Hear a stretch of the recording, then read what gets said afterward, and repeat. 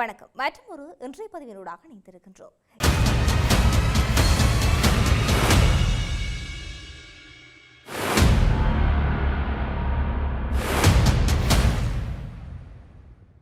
இலங்கையில் மனித உரிமைகள் மற்றும் அரசியல் வரலாற்றில் நீண்ட காலமாக விடை தெரியாது நிலுவையில் இருக்கும் காணாமல் ஆக்கப்பட்டதாக மனித உரிமை செயற்பாட்டாளரான லலித்குமார் வீரராஜ் மற்றும் குகன் முருகநாதன் ஆகியோரின் வழக்கு விசாரணையில் ஒரு முக்கிய திருப்புமுனையாக முன்னாள் ஜனாதிபதி கோட்டபாய ராஜபக்சவுக்கு யாழ்ப்பாண நீதவான் நீதிமன்றம் விசேட உத்தரவொன்றை பிறப்பித்தும் இருக்கின்றது. கடந்த 2011ஆம் ஆண்டு டிசம்பர் மாதம் 10ஆம் தேதி சர்வதேச மனித உரிமைகள் தினத்தை முன்னிட்டு யாழ்ப்பாணத்தில் காணாமல் போனோரின் உறவினர்களை ஒருங்கிணைத்து விசேட போராட்டம் ஒன்றை நடத்துவதற்கும் ஊடகவியலாளர் சந்திப்புக்கு ஏற்பாடுகளை செய்து கொண்டிருந்த வேளையிலே லலித்குமார் குகன் ஆகிய இருவரும் ஆவரங்கள் பகுதியில் வையகம் அதிர கடத்தப்பட்டு காணாமலாக்கப்பட்டனர். இந்த காலகட்டத்தில் நாட்டின் பாதுகாப்பு செயலாளராக கோட்டபாய ராஜபக்ச பதவியில் இருந்தமையால் அந்த சம்பவத்தின் பின்னணியில் பாதுகாப்பு பிரிவினர் மறைமுக பங்களிப்பு இருக்கலாம் என்ற சந்தேகத்தின் அடிப்படையில் உறவினர்கள் நீதி கோரி சட்ட போராட்டத்தை தொடர்ந்தும் இருக்கின்றனர். இதனைத் தொடர்ந்து 2012ஆம் ஆண்டில் காணாமல் ஆக்கப்பட்டோரின் உறவினர்களால் கொழும்பு மேல்முறையீட்டு நீதிமன்றத்தில் ஆட்கொணர்வு மனு தாக்கல் செய்யப்பட்டது. இந்த சம்பவம் தொடர்பான சாட்சிகளை விரைவாக விசாரணை செய்து விரிவான அறிக்கையை சமர்ப்பிக்குமாறு யாழ்ப்பாணம் நீதவான் நீதிமன்றத்துக்கு மேல்முறையீட்டு நீதிமன்றம் உத்தரவை அடுத்து 2012 செப்டம்பர் 19 முதல் யாழ்ப்பாணத்தில் இதற்கான சாட்சி விசாரணைகள் முறைப்படி ஆரம்பிக்கப்பட்டன. பின்னர் 2017ஆம் ஆண்டில் அன்றைய பாதுகாப்பு செயலாளராக இருந்த கோட்டபாய ராஜபக்சவின் பெயர் இந்த வழக்கின் முக்கிய சாட்சிகள் பட்டியலில் உத்தியோகபூர்வமாக சேர்க்கப்பட்டும் இருக்கின்றது. இருப்பினும் தனக்கு நிலவும் பாதுகாப்பு அச்சுறுத்தல்கள் காரணமாக தம்மால் யாழ்ப்பாண நீதிமன்றத்தில் நேரில் முன்னிலையாகி சாட்சியமளிக்க இயலாது என்று அன்றைய பாதுகாப்பு செயலாளரான கோட்டபாய ராஜபக்ச தனது சட்டத்தணிகளூடாக நீதிமன்றத்துக்கு தெரியப்படுத்தியும் இருந்தார். அத்துடன் காணொலி வாயிலாகவோ அல்லது இணையவழி மூலமாகவோ சாட்சியமளிக்க தனக்கு அனுமதி வழங்குமாறு கோரி முன்வைக்கப்பட்டது. அதனை ஏற்றுக்கொண்ட நீதிமன்றம் பொருத்தமான மற்றும் ஒரு நீதவான் நீதிமன்றத்தில் நேரில் முன்னிலையாகி அங்கிருந்து இணையவழியில் யாழ்ப்பாண நீதிமன்றத்துக்கு சாட்சியம் அளிக்க அனுமதி வழங்கியிருந்தது. அதனடிப்படையில் இந்த வழக்கு இன்று மீண்டும் விசாரணைக்கு எடுத்துக் கொள்ளப்பட்ட போது யாழ்ப்பாணம் தலைமை நீதவான் லென்குமார் விசேட உத்தரவொன்றை பிறப்பித்தும் இருந்தார்.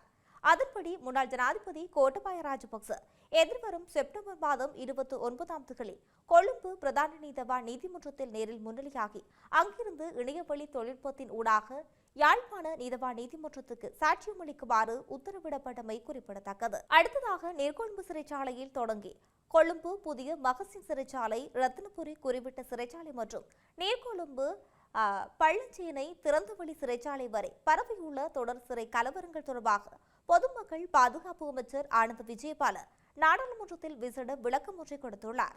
நாடாளுமன்றத்தில் எதிர்க்கட்சித் தலைவரால் நிலையியல் கட்டளையின் கீழ் எழுப்பப்பட்ட அவசர கேள்விக்கு பதிலளிக்கும் போதே அமைச்சர் இந்த முக்கிய தகவல்களை பகிர்ந்து கொண்டும் இருக்கின்றார். சிறைச்சாலையில் தொடர்ச்சியாக இடம்பெற்று வரும் இந்த வன்முறை சம்பவங்களுக்கு பின்னணியில் போதைப்பொருள் கடத்தலில் ஈடுபடும் பாதாள உலக குழுக்களில் திட்டமிட்ட சதியும் நாசவேலையும் இருக்கலாம் என புலனாய்வு தகவல்கள் தெரிவிப்பதாக அமைச்சர் சுட்டிக்காட்டியும் இருக்கின்றார். நேற்றிரவு கொழும்பு புதிய மகசின் சிறைச்சாலையில் வெளியில் இருந்து வீசப்பட்ட பொதியை கைப்பற்றிய போது ஏற்பட்ட அமைதியின்மையில் ஒருவர் உயிரிழந்ததோடு குறிப்பிட்ட சிறைச்சாலையில் கைதிகளுக்கிடையில் ஏற்பட்ட மோதலில் இருவர் உயிரிழந்தும் இருக்கின்றனர். இதனைத் தொடர்ந்து தற்போது பள்ளஞ்சேனையில் கைதிகள் கூரையில் ஏறி போராட்டத்தில் ஈடுபட்டு வரும் சூழலில் நாடு முழுவதும் உள்ள அனைத்து சிறைச்சாலைகளிலும் பாதுகாப்பு பலப்படுத்தப்பட்டும் இருக்கின்றது. இந்த சம்பவங்களை ஒன்றிணைத்து பார்க்கும் போது நாட்டின் அமைதியை குலைக்கும் நோக்கில் ஒருங்கிணைக்கப்பட்ட சதி பின்புலம் இருப்பது தெளிவாக வெளிப்படையாக தெரிவதாக தெரிவித்துள்ளார். இதேவேளையில் நேற்றிரவு முதல் பல்வேறு சிறைச்சாலைகளில் பதிவான இந்த மோதல் நிலைமைகள் தற்போது அதிகாரிகளாலும் பாதுகாப்பு படையினராலும் முற்றிலும் கட்டுப்பாட்டுக்குள் கொண்டுவரப்பட்டுள்ளதாக நாடாளுமன்றத்தில் அமைச்சர் உறுதிபட தெரிவித்தும் இருக்கின்றார். இந்த சம்பவங்களின் போக்கு பெரும் சந்தேகத்தை ஏற்படுத்திய போதிலும் இவை நாட்டின் தேசிய பாதுகாப்புக்கு அச்சுறுத்தலை ஏற்படுத்தும் அளவில் இல்லை என்றும் பொதுமக்களின் பாதுகாப்பை உறுதி செய்வதில் இதேவேளை நேற்று முதல் பல்வேறு சிறைச்சாலைகளில் பதிவான இந்த மோதல் நிலைமைகள் தற்போது அதிகாரிகளாலும் பாதுகாப்பு படையினராலும் முற்றாக கட்டுப்பாட்டுக்குள் கொண்டுவரப்பட்டதை நாடாளுமன்றத்தில் அமைச்சர் உறுதிபட தெரிவித்துள்ளார். இந்த சம்பவங்களின் போக்கு பெரும் சந்தேகத்தை ஏற்படுத்திய போதிலும் இவை நாட்டில் தேசிய பாதுகாப்புக்கு அச்சுறுத்தலை ஏற்படுத்தும் விடயம் அல்ல என்றும் பொதுமக்களின் பாதுகாப்பை உறுதி செய்வதில் அரசாங்கம் உறுதியாக உள்ளதாகவும் அவர் குறிப்பிட்டும் இருக்கின்றார். எனினும் இந்த சம்பவங்கள் குறித்து எந்தவொரு இறுதி முடிவுக்கும் வருவதற்கு முன்பாக விரிவான மற்றும் முழுமையான விசாரணை அவசியம் என வலியுறுத்திய பொது பாதுகாப்பு அமைச்சர் அரசாங்கம் இந்த நிலையை மிகவும் தீவிரமான விஷயமாக கருதி நிலைமைகளை உன்னிப்பாக கண்காணித்து வருவதாகவும் வன்முறைகளுக்கு எதிராக கடுமையான விசேட நடவடிக்கைகள் எடுக்கப்படும் என்று உறுதியளித்தும் இருக்கின்றார். அடுத்ததாக அமெரிக்காவுக்கும் ஈரானுக்கும் இடையே நிலவி வரும் சர்வதேச அரசியல் பதற்றங்களுக்கு மத்தியில் ஈரானுடனான பேச்சுவார்த்தைகள் மிகவும் சிறப்பான முறையில் முன்னேறி வருகின்றது என அமெரிக்க அதிபர் செய்தியாளர்களிடம் தெரிவித்தும் இருக்கின்றார்.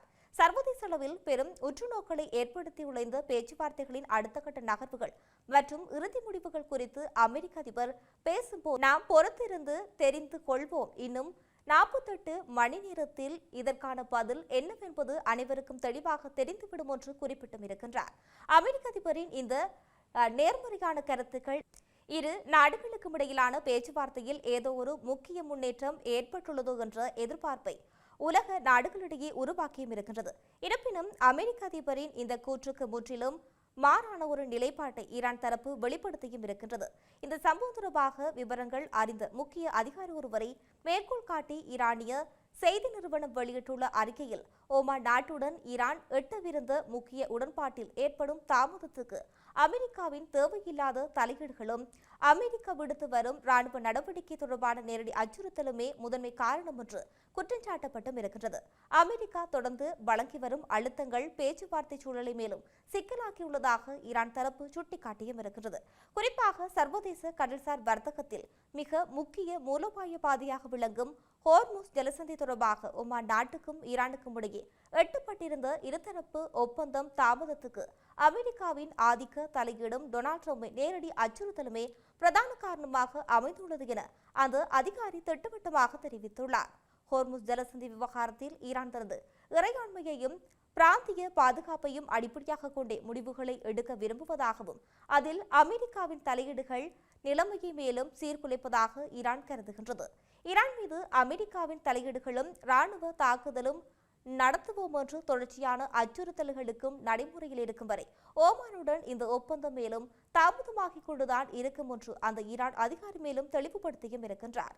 அமெரிக்கா தனது அச்சுறுத்தும் போக்கை கைவிடாத வரை பேச்சுவார்த்தைகளில் சுமூகமான உடன்பாட்டை எட்டுவது கடினம் என்றும் இறுதியாக இராணுவ அச்சுறுத்தல்களின் நிழலில் நின்று கொண்டு ஈரான் எந்தவொரு சர்வதேச உடன்பாட்டையும் அல்லது ஒப்பந்தத்தையும் செய்யாது என்பது அந்த அதிகாரி மிக தெளிவாகவும் உறுதியாகவும் குறிப்பிட்டுள்ளார்.